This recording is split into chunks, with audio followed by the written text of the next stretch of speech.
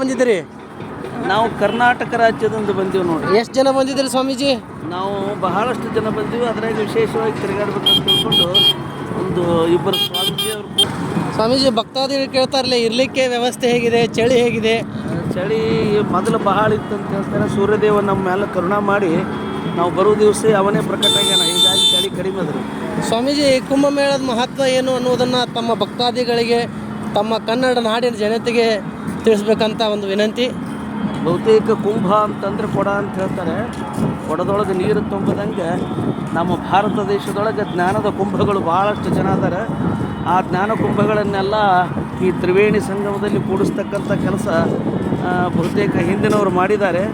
ಇವತ್ತಿನ ದಿವಸ ಈ ಎಲ್ಲ ಕುಂಭಮೇಳದಲ್ಲಿ ಸೇರಿರ್ತಕ್ಕಂಥ ಸಾಧು ಸಂತರು ಮಹಂತರಿಗೆ ಒಂದು ವ್ಯವಸ್ಥೆಯ ಅನುಕೂಲ ನಮ್ಮ ಈ ಭಾಗದ ಈ ರಾಜ್ಯದ ರಾಜನಾಗಿರ್ತಕ್ಕಂಥ ನಮ್ಮ ಸಾಧು ಮೂರ್ತಿಗಳು ಏನಾರು ಆಗಿದ್ದಾರಲ್ಲ, ಮುಖ್ಯಮಂತ್ರಿಗಳು ಯೋಗಿನಾಥ ಆದಿತ್ಯನಾಥ್ ಅವರು ಬಹಳ ಸುಂದರವಾಗಿ ಮಾಡಿದ್ದಾರೆ.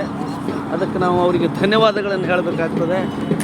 ಮಹಾ ದೊಡ್ಡ ದೊಡ್ಡ ಅಖಾಡಗಳದಾವ. ಒಟ್ಟಿನಲ್ಲಿ ಟೋಟಲಿ ಹೇಳುವುದೇನಂತಂದರೆ ನೋಡಲಿಕ್ಕೆ ಎರಡು ಕಣ್ಣು ಸಾಲೋದಿಲ್ಲ.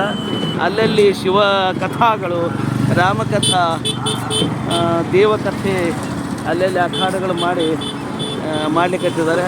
ಇನ್ನೂ 2-3 ದಿವಸ ಇದ್ದು ನೋಡಿ ಹೋಗ್ಬೇಕಂತ ಇಚ್ಛೆ ಅದ. ಅದನ್ನೆಲ್ಲ ನೋಡ್ತೀವಿ. ನಮಗೆ ಜಂಗಮವಾಡಿ ಮಠದಲ್ಲಿ ಪೂಜ್ಯ ಡಾಕ್ಟರ್ ಚಂದ್ರಶೇಖರ ಶಿವಾಚಾರ್ಯರು ಬಹಳಷ್ಟು ಅನುಕೂಲತೆಯನ್ನು ಮಾಡಿದ್ದಾರೆ. ಕಾಶಿಯಲ್ಲಿಯೂ ಸಹಿತವಾಗಿ ಇಲ್ಲಿನೂ ಸಹಿತ ಅವರ ಮಠ ಇರೋದ್ರಿಂದ ಆ ಮಠದಲ್ಲಿ ಇದ್ದೀವಿ.